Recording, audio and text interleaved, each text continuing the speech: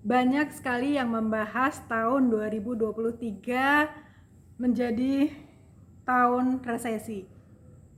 Tapi tidak ada satupun konten saya perhatikan yang membahas bahwa tahun 2023 adalah tahun kebangkitan spiritual.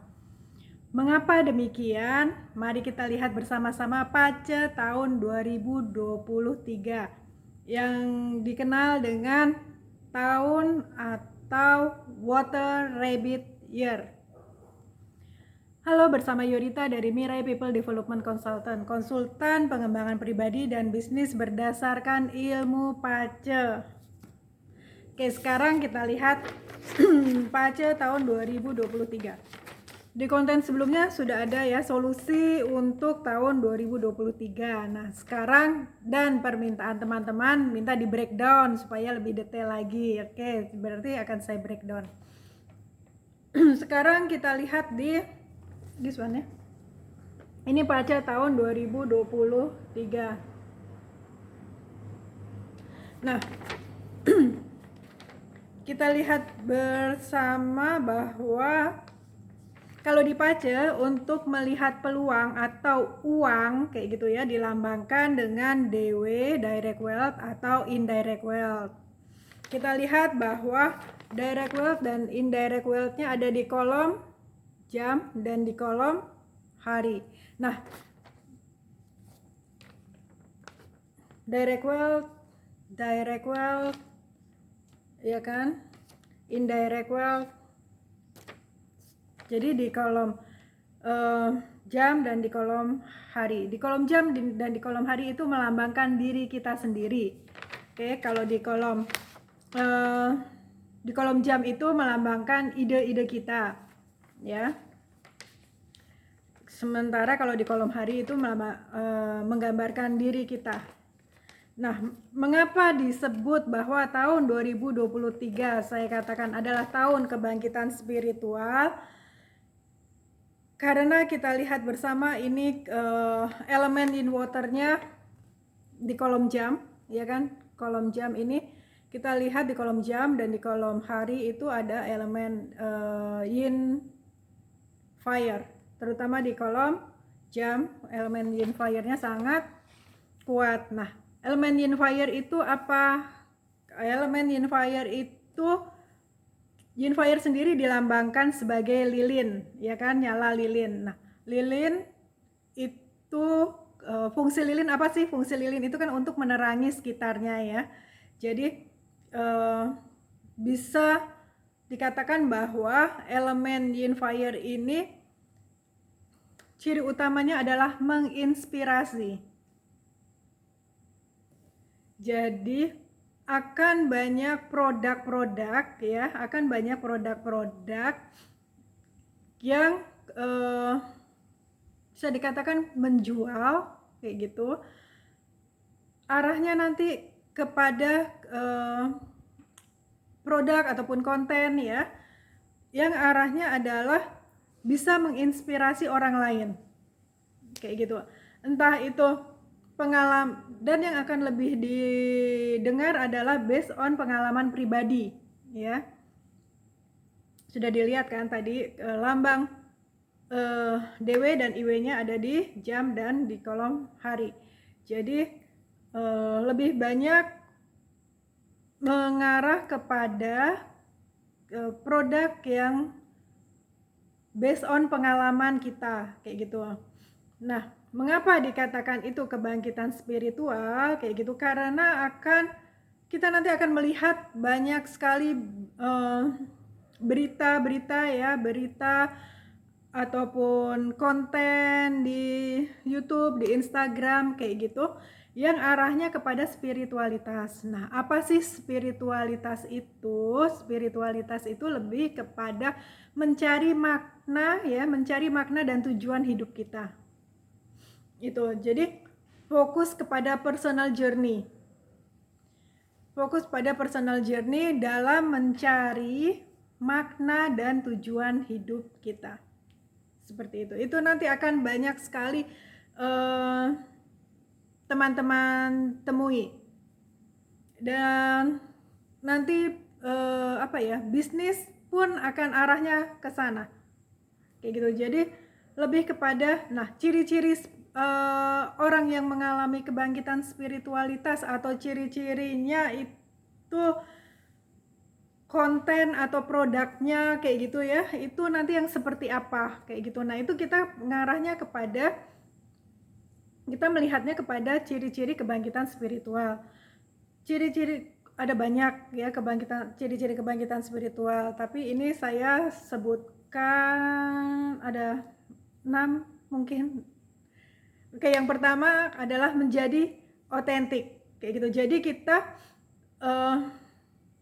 punya ciri khas dari diri kita tuh apa yang bisa dijual, atau produknya itu mempunyai ciri khas tersendiri yang orang lain tidak miliki, seperti itu. Jadi dia sudah melepaskan segala sesuatu, mungkin ajaran-ajaran, konsep-konsep lama kayak gitu. Nah, itu sudah tidak melekat lagi, tetapi dia sudah mempunyai sebuah keotentikan tersendiri. Jadi dia udah punya nih, ini loh ciri khas saya kayak gitu. Nah, itu yang ditonjolkan. Kemudian yang kedua adalah dia bisa menemukan kebahagiaan sejati. Ciri-ciri kebangkitan spiritual. Jadi nanti kontennya juga banyak mengarah ke sana, bagaimana kita menemukan kebahagiaan dalam diri kita. The point is, untuk menemukan kebahagiaan dalam diri kita adalah segala sesuatunya itu kita menemukannya di dalam diri kita. Jadi bagaimana kita bisa berkomunikasi dengan diri kita kayak gitu kan, dengan Tuhan kayak gitu. Nah, itu kita menenangkan diri. Jadi nanti akan banyak ya menjual kah bahasanya ya, mengarah kepada meditasi atau lebih kepada hening dan mencari ke dalam kayak gitu. Itu nanti teman-teman akan melihat banyak sekali yang menjual, memasarkan hal-hal seperti itu. Nah, itu juga kalau teman-teman punya pengalaman spiritual journey teman-teman, itu juga bisa dibagikan ya kan. Nah, nanti karena orang akan lebih percaya based on pengalaman pribadi, bukan apa kata orang kayak gitu. Nah, kemudian yang ketiga adalah lebih meningkatkan kesadaran pada aktivitas sehari-hari. Nah, maksudnya adalah ambil contoh saya kalau misalnya makan ayam ya, ayam apa sih, ayam negeri ya kayak gitu, pokoknya ayam fast food, ataupun saya membeli ayam di tukang sayur kayak gitu, terus saya banyak makan ayam, yang terjadi adalah saya cepat sekali menjadi gemuk kayak gitu. Nah, karena tidak suka gemuk, terus badannya jadi bahasa Jawanya glember, apa sih bahasa Indonesianya, bahasa Jawanya menjadi glember kayak gitu, saya tidak suka. Jadinya saya terus akhirnya mengurangi, dan amat sangat mengurangi dengan apa yang namanya makan ayam kayak gitu. Nah, di situ akan teman-teman banyak temui bahwa lebih kepada sadar pada aktivitas sehari-hari, apa yang sudah tidak baik melayani diri saya itu mulai ditinggalkan kayak gitu. Nah, terus tertarik pada kembali ke alam. Nanti akan banyak sekarang juga kalau teman-teman perhatikan kan sudah mulai ya banyak tuh restoran-restoran kayak gitu, hotel yang berkonsep kepada alam ya kan. Terus banyak sekali dibangun tempat-tempat wisata yang konsepnya kepada kembali ke alam itu. Karena tahun 2023 adalah tahun kebangkitan spiritual. Jadi akan lebih banyak lagi hal-hal yang berkaitan dengan alam, kembali ke alam kayak gitu. Terus yang ke berapa? 1, 2, 3, 4. Yang kelima, lebih mudah berempati. So, yang tanya tahun 2024 kalau di Indonesia ya, kalau di Indonesia itu sudah mulai pemilihan Pilpres dan Pileg. Nah, pemimpinnya yang seperti apa? Nih, lebih mudah berempati kayak gitu ya. Nah, itu nanti akan menjadi ciri khas pemimpin yang dipilih. lebih mudah berempati. Karena saya jadi teringat karena ada beberapa yang menanyakan. Kemudian yang terakhir adalah yang keenam, intuisinya jauh lebih tajam, kayak gitu aja. Nanti akan banyak ya meditasi, ajakan untuk latihan meditasi kayak gitu, atau kembali ke diri sendiri, mendengarkan suara hati sebagai guidance kita untuk melangkah ke depan. Nah, itu